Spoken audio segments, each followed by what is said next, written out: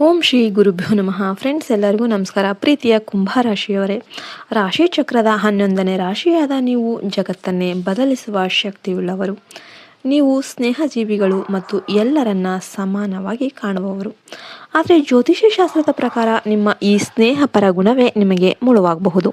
ನಿಮ್ಮ ಜೀವನಕ್ಕೆ ಒಂದು ನಿರ್ದಿಷ್ಟ ಅಕ್ಷರದಿಂದ ಹೆಸರು ಆರಂಭವಾಗುವ ಮಹಿಳೆ ಪ್ರವೇಶ ಮಾಡಿದರೆ ನಿಮ್ಮ ಪ್ರಗತಿ ಕುಂಠಿತವಾಗುತ್ತೆ. ನಿಮ್ಮ ಹಣಕಾಸಿನ ಸ್ಥಿತಿ ಹದಗೆಡುತ್ತೆ ಮತ್ತು ಸಮಾಜದಲ್ಲಿ ನಿಮ್ಮ ಗೌರವಕ್ಕೆ ಕುತ್ತು ಬರಬಹುದು.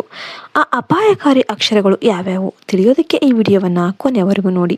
ವಿಡಿಯೋ ಅನ್ನೋದು ತುಂಬ ಇಂಟ್ರೆಸ್ಟಿಂಗ್ ಆಗಿರೋದ್ರಿಂದ ಎಲ್ಲಿ ಕೂಡ ಸ್ಕಿಪ್ ಮಾಡಬೇಡಿ. ವಿಡಿಯೋಗೆ ಒಂದು ಲೈಕ್ ಕೊಟ್ಟು ಜೈ ಶ್ರೀರಾಮ್ ಅಂತ ಕಮೆಂಟ್ ಮಾಡೋದನ್ನು ಯಾವತ್ತೂ ಮರಿಬೇಡಿ. ಕಂಪಲ್ಸರಿ ನಮ್ಮ ಚಾನಲ್ಲಿ ಜೈ ಶ್ರೀರಾಮ್ ಅಂತ ಕಮೆಂಟ್ ಮಾಡಲೇಬೇಕು. ಕುಂಭರಾಶಿಯ ಸ್ವಭಾವ ಮತ್ತು ದೌರ್ಬಲ್ಯ. ಕುಂಭರಾಶಿಯ ಅಧಿಪತಿ ಶನಿ. ನೀವು ವಿಭಿನ್ನವಾಗಿ ಯೋಚನೆ ಮಾಡುವವರು ಮತ್ತು ನಿಮ್ಮದೇ ಆದ ಪ್ರಪಂಚದಲ್ಲಿ ಇರುವವರು. ನಿಮ್ಮ ದೊಡ್ಡ ದೌರ್ಬಲ್ಯ ಏನು ಅಂತಂದರೆ ಅತಿಯಾದ ಮುಗ್ಧತೆ ಮತ್ತು ಎಲ್ಲರನ್ನ ಸುಲಭವಾಗಿ ನಂಬೋದು. ಯಾರಾದರೂ ಕಷ್ಟದಲ್ಲಿ ಇದ್ದಾರೆ ಅಂತ ಏನಾದರೂ ನೀವು ಹೇಳಿಬಿಟ್ರೆ ಕೇಳಿಬಿಟ್ರೆ, ಅವ್ರೇನಾದರೂ ಬಣ್ಣಿಸಿದರೆ ನೀವು ನಿಮ್ಮ ಕೈಲಿ ಆಗಿರೋದನ್ನೆಲ್ಲ ಕೂಡ ಅವರಿಗೆ ನೀಡಿಬಿಡ್ತೀರ.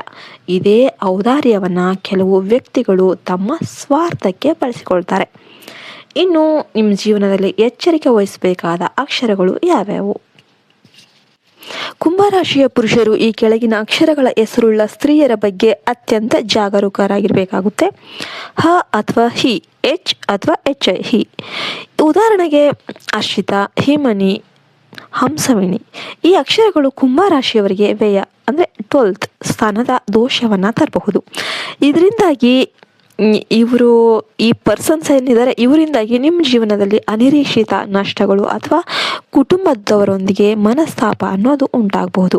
ಬ ಅಥವಾ ಬಿ ಎಚ್ ಅಕ್ಷರ, ಉದಾಹರಣೆಗೆ ಬಿಂದು, ಭವ್ಯ, ಭಾರತಿ. ಇವರೊಂದಿಗೆ ಸಂಬಂಧ ಬೆಳೆಸಿದ್ರೆ ನಿಮ್ಮ ವೃತ್ತಿ ಜೀವನದಲ್ಲಿ ಅಡೆತಡೆಗಳು ಅನ್ನೋದು ಉಂಟಾಗಬಹುದು. ಇವರು ನಿಮ್ಮ ರಹಸ್ಯಗಳನ್ನು ಬಳಸಿಕೊಂಡು ನಿಮ್ಮನ್ನೇ ಹಣಿಯುವ ಸಾಧ್ಯತೆ ಇರುತ್ತೆ. ಇನ್ನು ತ ಅಥವಾ ತು, ಟಿ ಅಥವಾ ಟಿಯು ಅಕ್ಷರ, ಈ ತೇಜಸ್ವಿನಿ, ತುಳಸಿ ಇಂತಹ ಹೆಸರುಗಳು. ಇವರು ನಿಮ್ಮ ಮೇಲೆ ಸದಾ ದೂರುಗಳನ್ನು ನೀಡುತ್ತಾ ನಿಮ್ಮ ಮಾನಸಿಕ ನೆಮ್ಮದಿಯನ್ನು ಹಾಳು ಮಾಡಬಹುದು. ಇನ್ನು ಇದಕ್ಕೆಲ್ಲ ಪರಿಹಾರಗಳೇನು ಮತ್ತು ರಕ್ಷಣೆ ಏನು? ನಿಮ್ಮ ಜೀವನದಲ್ಲಿ ಈ ಹೆಸರಿನವರ ಪ್ರಭಾವದಿಂದ ತೊಂದರೆ ಆಗ್ತಾ ಇದ್ರೆ ಈ ಪರಿಹಾರಗಳನ್ನು ಪಾಲಿಸಿ. ಶಿವ ಆರಾಧನೆ. ಕುಂಭರಾಶಿಯವರಿಗೆ ಪರಮಶಿವನ ಆರಾಧನೆ ಅತ್ಯಂತ ಶ್ರೇಷ್ಠ. ಪ್ರತಿ ಸೋಮವಾರ ಶಿವಲಿಂಗಕ್ಕೆ ಅಭಿಷೇಕ ಮಾಡಿ. ಇದು ನಿಮ್ಮ ಮಾನಸಿಕ ಗೊಂದಲಗಳನ್ನು ದೂರ ಮಾಡುತ್ತೆ. ಇನ್ನು ಕರಿಎಳ್ಳು ಮತ್ತು ಬೆಲ್ಲದ ದಾನ. ಶನಿವಾರದಂದು ಬಡವರಿಗೆ ಕರಿಎಳ್ಳು ಅಥವಾ ಬೆಲ್ಲವನ್ನು ದಾನ ಮಾಡಿ. ಇದು ನಿಮ್ಮ ಜಾತಕದಲ್ಲಿನ ದೋಷಗಳನ್ನು ಶಮನ ಮಾಡುತ್ತೆ. ನೀಲಿ ಬಣ್ಣದ ಬಳಕೆ. ಕುಂಭರಾಶಿಯವರಿಗೆ ತಿಳಿ ನೀಲಿ ಬಣ್ಣದ ಬಟ್ಟೆ ಧರಿಸೋದು ಧನಾತ್ಮಕ ಶಕ್ತಿಯನ್ನು ನೀಡುತ್ತೆ. ಕುಂಭರಾಶಿಯವರೇ, ನೀವು ಜ್ಞಾನದ ಕುಂಭವಿದ್ದಂತೆ. ಯಾರೋ ಒಬ್ಬರ ಮಾಯ ಮಾತಿಗೆ ಸಿಲುಕಿ ನಿಮ್ಮ ಜ್ಞಾನ ಮತ್ತು ಶಕ್ತಿಯನ್ನು ವ್ಯರ್ಥ ಮಾಡ್ಕೊಳ್ಳೋದಕ್ಕೆ ಹೋಗಬೇಡಿ. ಸಮಾಜ ಸೇವೆ ಮತ್ತು ಪ್ರಗತಿಯ ಹಾದಿಯಲ್ಲಿ ಮುನ್ನಡೆಯಿರಿ. ಸಂಬಂಧಗಳ ವಿಷಯದಲ್ಲಿ ಸ್ವಲ್ಪ ವಿವೇಚನೆಯಿಂದ ಹೆಜ್ಜೆ ಇಡಿ. ಈ ಮಾಹಿತಿ ನಿಮಗೆ ಸತ್ಯ ಅಂತ ಅನಿಸಿದರೆ ಕಮೆಂಟಲ್ಲಿ ಓಂ ನಮಃ ಶಿವಾಯ ಅಂತ ಬರೀರಿ ಮತ್ತು ಈ ವಿಡಿಯೋವನ್ನು ನಿಮ್ಮ ಕುಂಭರಾಶಿಯ ಸ್ನೇಹಿತರಿಗೆ ಶೇರ್ ಮಾಡಿ. ಎಲ್ಲರಿಗೂ ಕೂಡ ಶುಭವಾಗಲಿ. ಜೈ ಶ್ರೀರಾಮ್. ಜೈ ಹಿಂದ್, ಜೈ ಭಾರತ್ ಮಾತೆ. ಹರಿ ಓಂ ತತ್ಸತ್. ಸರ್ವೇ ಜನೋ ಸುಖಿನೋ ಭವಂತು.